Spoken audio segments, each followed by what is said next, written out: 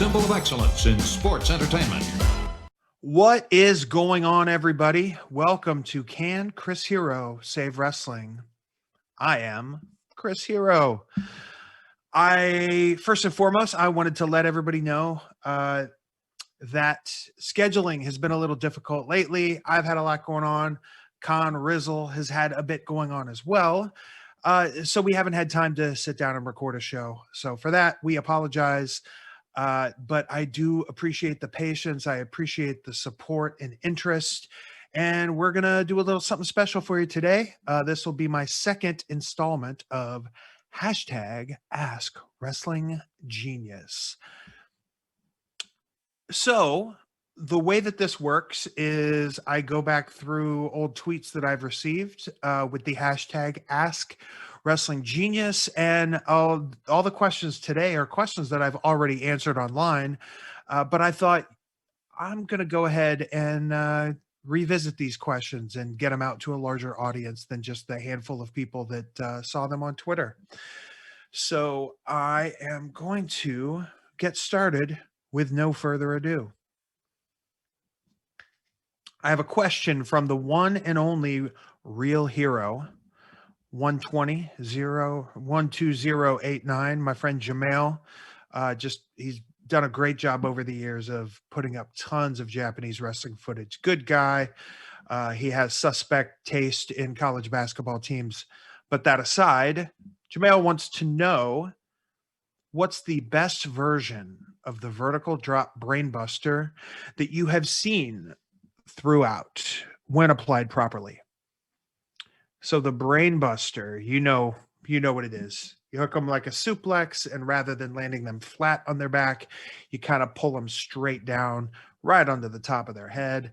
I believe this move was innovated by Carl Cox once upon a time, passed down to a guy that patterned his style after Carl Cox, Dick Murdoch. So growing up, Dick Murdoch was the guy that did the brainbuster. Coco Beware had the Ghostbuster, of course. And a number of people have done it throughout the years. You've got Liger, who has a great brainbuster. Shinya Hashimoto would just crunch people with this thing. And for my taste, my favorite brainbuster would be that of Eddie Guerrero, also known as Black Tiger in New Japan. He just had such such execution when he would pull this move down. And he also has an incredible belly to back suplex where it's not just lift them up, fall back. He would jerk them up right when they would be about shoulder height, and then he would just kick himself out, pull them straight down. Just an excellently executed maneuver. Eddie Guerrero.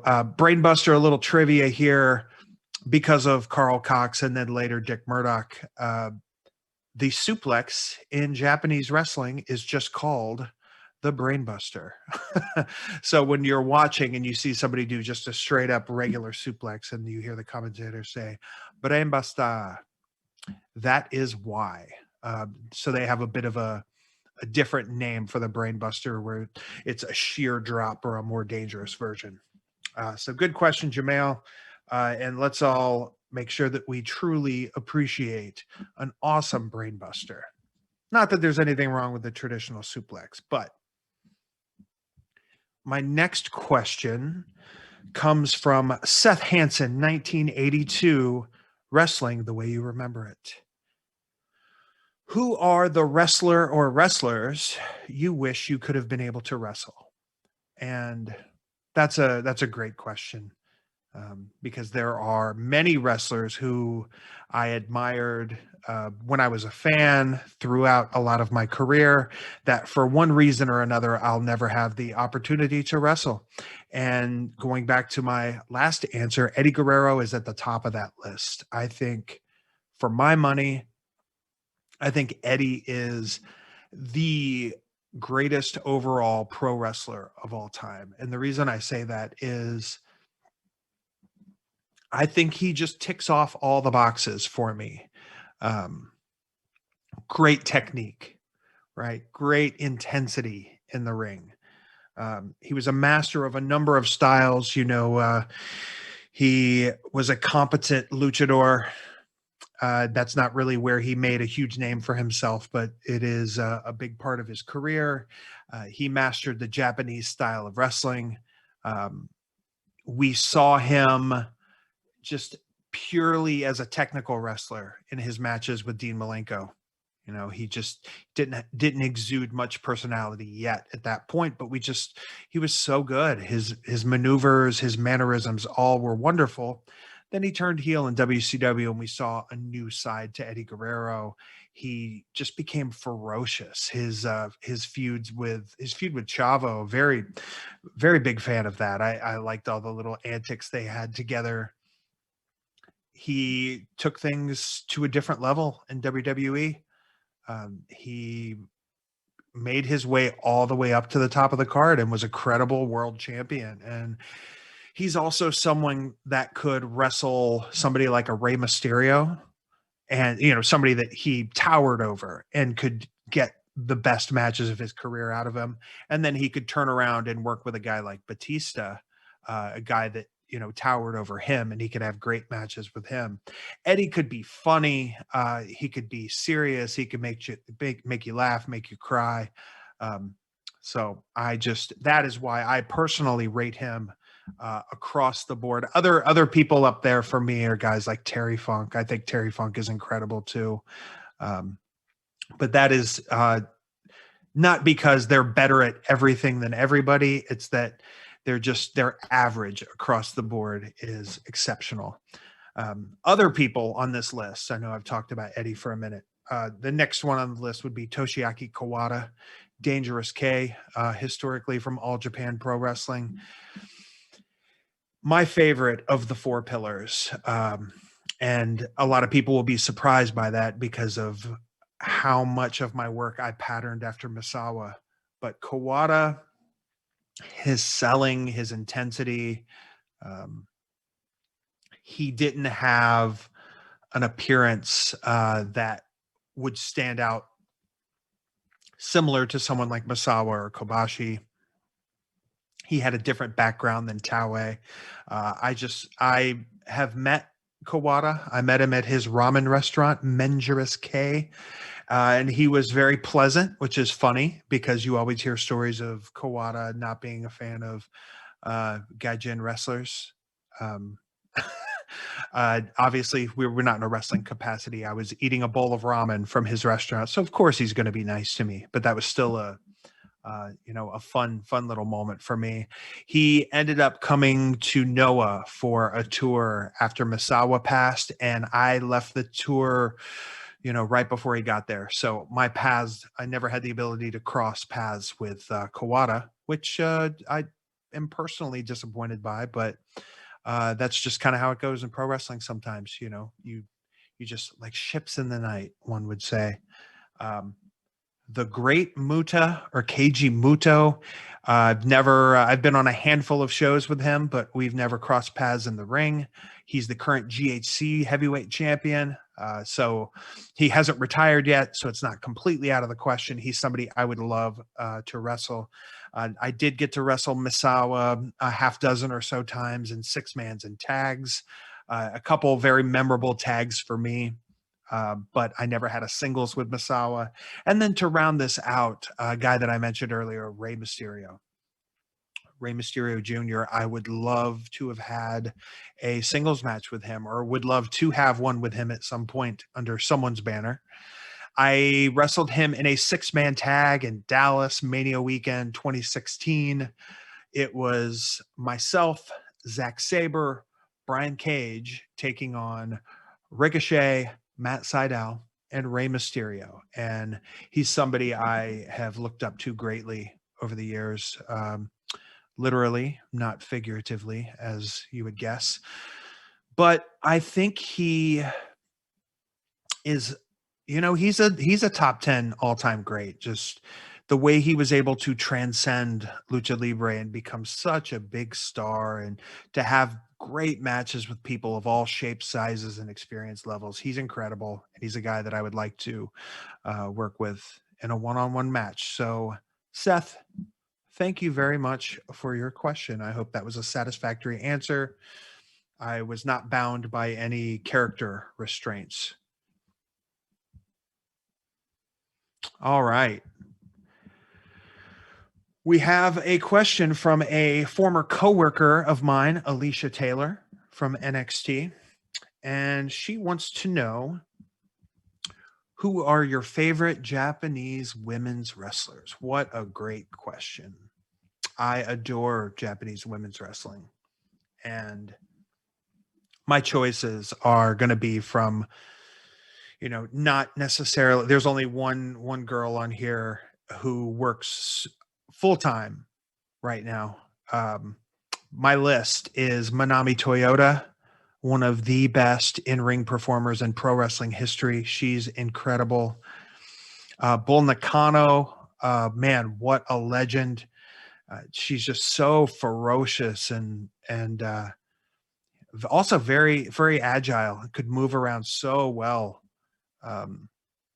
She was incredible. Aja Kong, what a beast. And she does still currently work. But the next one on my list is someone who works full time, and that would be Meiko Satomura. You see her in person and you think, oh, she's kind of petite, she's kind of small. She, carries herself in a very polite manner. And then you hear her entrance music and you see her come out to the ring and you realize, man, she's just an assassin. She's there to chop someone's head off. And I've had the privilege to spend a good amount of time with her over the past couple years. Great person, incredible performer in the ring. So we've got Bull, Aja, Manami, and Satomura. And in addition to this, a lot of the comments that I got on that were, what about this person? What about this person? Whatever. So many wonderful Japanese women's wrestlers. So I responded to that with a couple other women's wrestlers that I don't think are as revered as a whole. The diehard wrestling fans are more than familiar with these women, but as far as international fans from this current era, I just wanted to drop a couple names in there for other people to check out if they weren't familiar. And those were Akira Hokuto. Gosh, she was incredible. I know some people think of her as the greatest women's wrestler of all time, and it's a hell of an argument. She was awesome. I wish her career would have been a little bit longer. I wish she would have gotten to work with more women. But she's fantastic. We've got Chaparita Asari, and she has the distinction of being the first person in WWF history to hit a sky twister on WWF television. She came in with those girls in the mid to late 90s. I was not watching at that time, so I did not see until much later, but it's very surreal to see girls like her and Aja Kong in a WWF ring. Chaparita, sorry. Again, she's somebody that I wish would have had a bit of a longer career, but she was just phenomenal, just a great athlete. She did some techniques in the ring that no one could do quite as well as she could. You have Kyoko Inoue. She's the one with the red and yellow face paint, the red and yellow tassels. She could move like a lightning bolt 1 second and then she'd come down like a hammer the next. Just a great performer. Her match with Manami Toyota, or just her series of matches with her, are just incredible. They work so well together. And the last one I'm going to name here is Mariko Yoshida.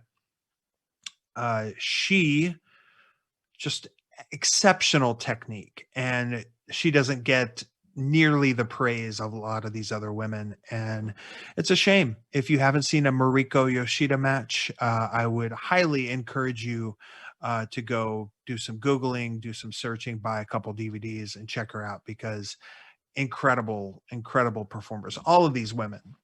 So as far as Japanese women's wrestling, those are my choices. It's a lot, it's overwhelming. But if you're not familiar, take one of the names, pick them, and watch a couple matches. It's incredible, all the different footage that we have access to on YouTube. So check them out. Thank you very much, Alicia Taylor, for your question 2 years ago. This question comes from Chris Parcella, aka at Fat B Arthur 315. Hell of a name. Best standing drop kick. At 6'3" with no vertical, I've always been impressed by it. I know Joe Savoldi invented it, but I'd have to go with Randy Orton. So when I think of standing drop kick, Mr. Perfect, Kurt Hennig comes to mind. I just always imagine him grabbing the guy by the back of his head and hopping off and kicking him right in the face. But when it comes to drop kicks, the name at the top of my list any and every single time is Doug Furnas.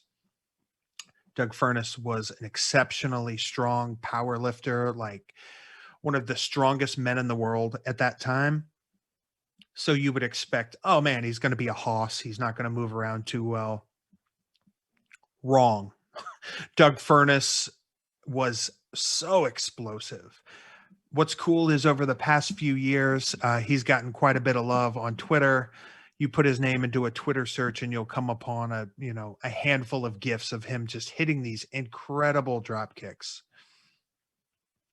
He also had you'd use a Frankensteiner back then, and a bit of with a little bit more finesse. You would see Scott Steiner do them where it looks like he's trying to pop the guy's head off. But these had just a little bit more flow to them and a little bit more body control.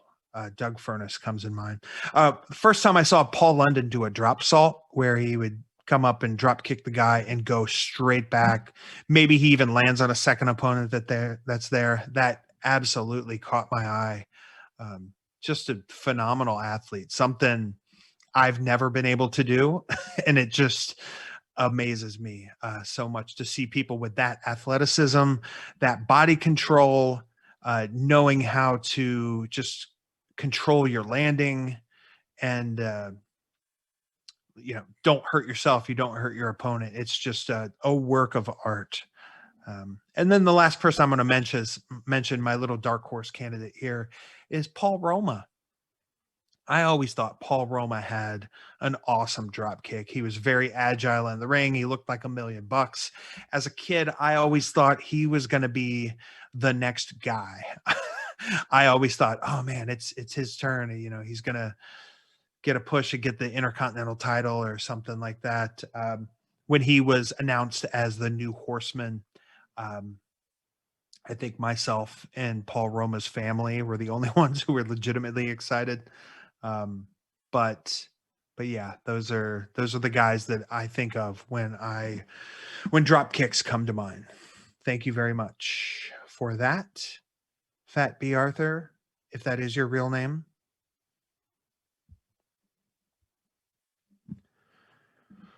All right, this next question is from Reese on Wrestling. Reeselmania, how clever. How were the atomic and inverted atomic drop ever legal moves when they're essentially kneeing your opponent in the balls? That is a very good question because there are a lot of atomic drops that look like blatant nut shots. It just is clear as day. And then also how the person sells it. It's, you go back and look how Rick Rude would sell an atomic drop. You could tell that it is not his balls, but his tailbone, because that's the whole thought of an atomic drop. You're lifting the guy. Gosh, I think back to Bob Backlund's atomic drop or his atomic. Yeah. I think that's just what he called it. His running atomic drop, where he'd take the guy legs straight up in the air, drive him across the ring and just slam him down across the knee. It's very clearly the tailbone that he's going after. Inverted atomic drop is a little more suspect because come on, man, the guy's package is right there. I don't know if back in the day guys wore cups, so it would not affect your nether regions quite as much. But that's the thought process. It's supposed to be a tailbone bump, and you're supposed to sell it accordingly. Unless you're in the ring with Fuerza Guerrera, where he kind of lifts you up like a spine buster, turns his back to the referee, and gives you like a little quick ball shot. That is definitely not tailbone related offense. So I think it's down to the wrestlers and their execution of the move and how they sell it. But I mean, if you take a child and you put a wrestling match in front of them and an atomic drop comes, I think they know. To them, I think it looks like a ball shot. So you have to be very precise in the way that you do it. And right here, we're going to go with one last question. And this question is Leon Nelson.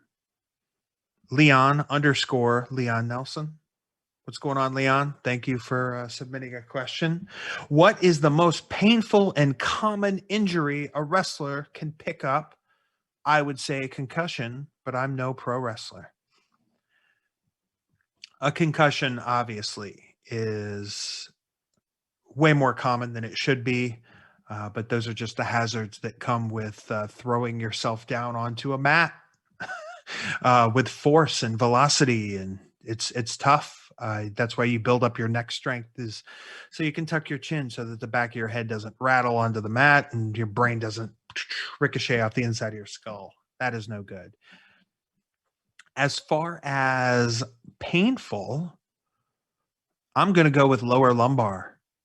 For me, there have been a handful of times in my career, 3, maybe 4 times, when I have had what has felt like a debilitating back injury. I've had to miss shows because of it. You forget, you take for granted how much your back and the muscles in your back actually do to keep you going.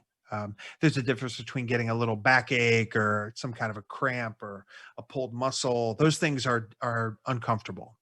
But when you get back spasms in your lower lumbar, it is 100% debilitating. There was a WrestleMania weekend show in Phoenix in 2010, and I rolled out of the ring in my match, and it was a ring that I was not familiar with, so I misjudged my landing, and I landed feet first, but in the way that I did it, the way my legs were extended, because I was expecting to land, just 2 inches earlier. That's, about all the difference it was. It jolted my back, and man, it killed me. I could not work the following day. I could not stand up straight. I could stand kind of bent over a little bit, but once you do that for a couple of minutes, the rest of your muscles in your back kind of seize up, and man, you're just walking around in a lot of pain. That was actually the week before Claudio and I won the Ring of Honor titles from the Briscoes in Charlotte, North Carolina. And I had that in the back of my mind the whole time. I'm like, oh my gosh, how am I going to be able to do this? How am I going to be able to have this match at such a high, a high standard of work when you're in there against a team like the Briscoes, a pay-per-view title match? It weighed heavily on me. And bit by bit, my back got, a couple percentage points better every day. And I went into the match banged up, and I was able to make it through. But it's funny because your back can feel like, oh, that's it. It's over. I'm never going to walk straight again. My back is forever messed up. And then 7 days later, be able to go in the ring and bump and wrestle. It's incredible that your body at one point tells you that it's done. It's over. I'm going to have to get a back implant or something, get rid of this back, get me a new one. But then it's just, muscle spasms and obviously you can have disc damage as well. But I've been very fortunate that all these excruciating moments that I've dealt with in regards to my back have not resulted in the need for any kind of surgery or anything like that. But painful as hell. Not a fan. Take care of your backs, do a lot of stretching, um, and just be smart. It's also in the type of bed that you sleep in. It's also in the type of car that you drive. And if you're you've got a long road trip after a show, you mess your back up in the match, and now you're going to sit in the back seat with two other people and cramp yourself up. When you get out of that car, it is not going to be pleasant, I promise you. So just be smart, take care of your backs, especially when you're in a business that involves throwing your back down on wood and steel. Thank you, Leon. Work on that vertical. Oh no, that was the previous guy. Take care of your back. I think that is going to wrap it up for us on the second installment of hashtag Ask Wrestling Genius. I will let you know that we do have some time set aside to record another episode in the next week or two. I'm going to have a whole lot more free time. We'll get some episodes in the can. Make sure we don't miss any more weeks. Again, I apologize for that. I know you guys have really been fiending for your Can Chris Hero Save Wrestling fix. And who am I to deprive you of that? This show has been so fun. I love talking about wrestling. I love interacting with everybody. Conrad is such a great co-host with me. I really enjoy the rapport that we have between one another, and I'm excited for the future shows that we may have. There's a lot that I still want to talk about, and there's just more and more happening in the world of wrestling every day. So far, I've done 2 signings. I did a signing with High Spots that went very well, and then just the other weekend, Rachel and I flew up to New York City. We did a signing at the Wrestling Universe store, and I obviously hate traveling with conditions as they are right now, but we were up and back the same day. It was pretty painless. It was so good to see fans in person and to talk with everybody. And it is something we take for granted, the ability to connect with people from all over the world and just get to know them.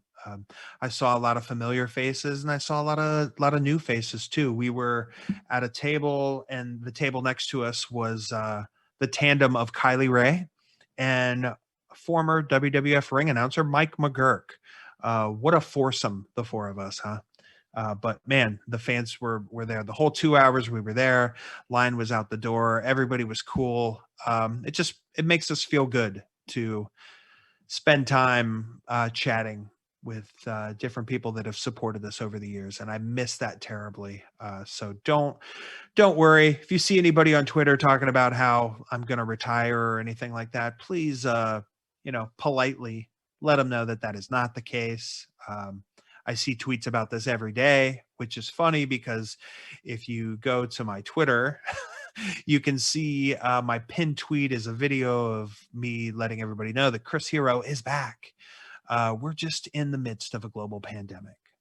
So once things ease up a little bit, I know I've been saying that for the last year, but when things get in a little bit better of a place, I will absolutely be back in the ring, doing what I love, traveling the globe, and just having matches with all kinds of people. There's so many people I want to wrestle with now. So thank you for your patience. Thank you for your support. And please keep interacting with us at Can Chris Hero. Let me know what you think of the shows. I love talking with people. And how do we end these episodes? We end them with a little bit of advice and a little bit of a recommendation. So my words of wisdom for this episode.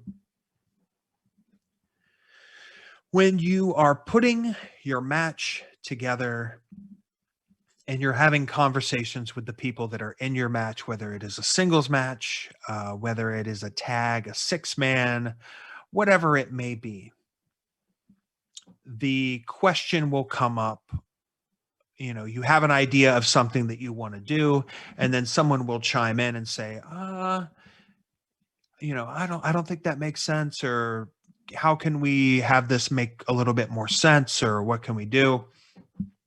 And what happens a lot of the time is people will say, nobody will notice. Um, it doesn't matter. Nobody will care. Those are three things that a lot of people will say. And, sometimes they're right. Sometimes it won't matter as much as you think it does in that moment. Maybe nobody will notice. And, maybe nobody will care. Hopefully, people will care. You never want to go out there with people who don't care. But what I find is that people say this as a bit of a deflection, because wrestling is not easy, man. It's not easy physically, and it certainly isn't easy mentally. So when a roadblock comes, we come upon a roadblock when we're putting a match together. Now we have to stop what we're doing and figure out how to get rid of this roadblock, right? Um, you have to figure things out. It's critical thinking. Um, and then sometimes something comes up, and like I said, it genuinely does not matter. However, when you think somebody won't notice, somebody will notice. When you think somebody won't care, there's going to be someone out there that cares. And when you think it doesn't matter, you will find that oftentimes it does matter. So this goes back to what I said a long time ago on one of these shows. Hold yourself to a higher standard. Um, don't be afraid to put a little extra thought into something.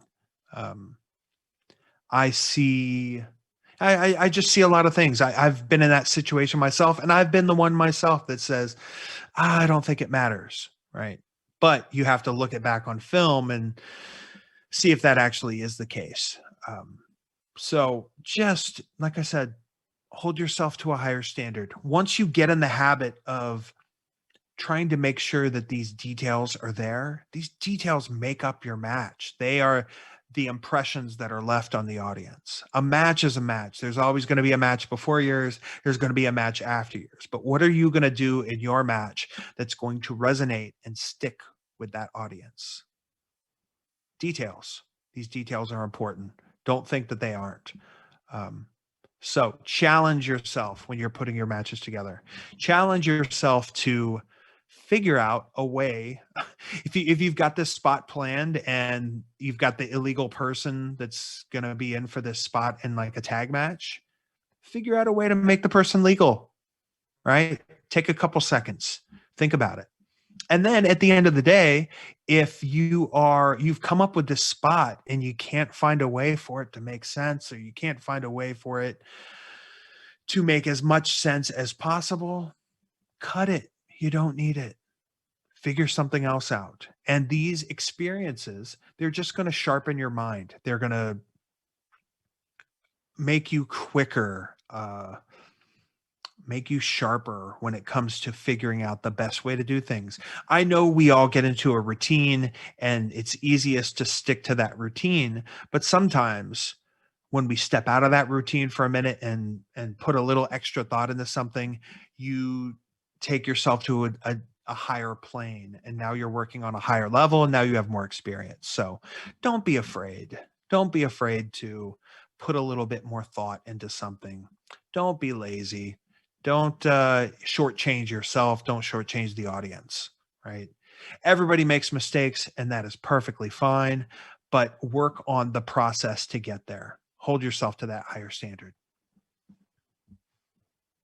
That was a little bit longer than I intended. Thanks for bearing with me. And now for your musical recommendation.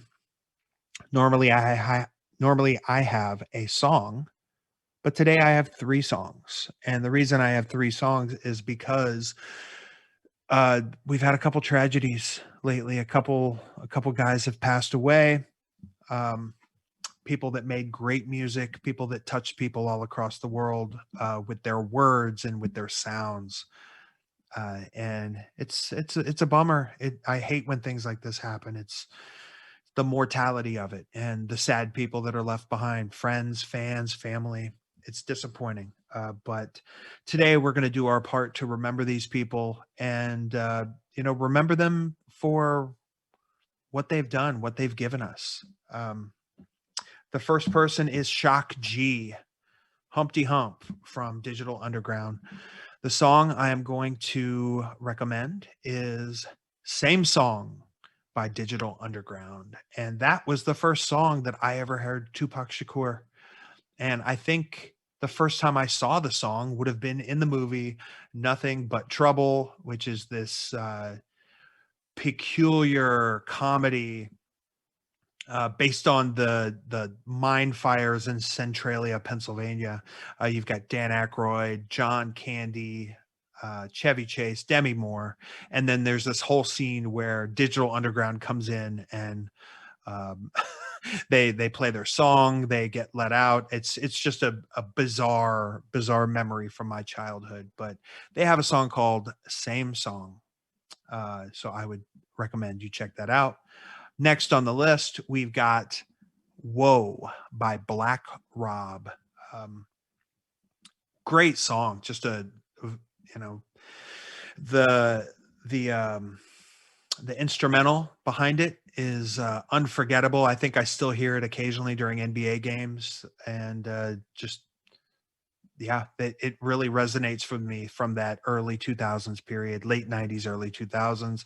And I can't hear that song without thinking of a guy I wrestled many, many times for IWA Mid South and for ICP's JCW, and that would be Isaiah. He came out to the song Whoa. And yeah, it always makes me think of that. So please check that song out. And the last is DMX. He had an extremely hard life.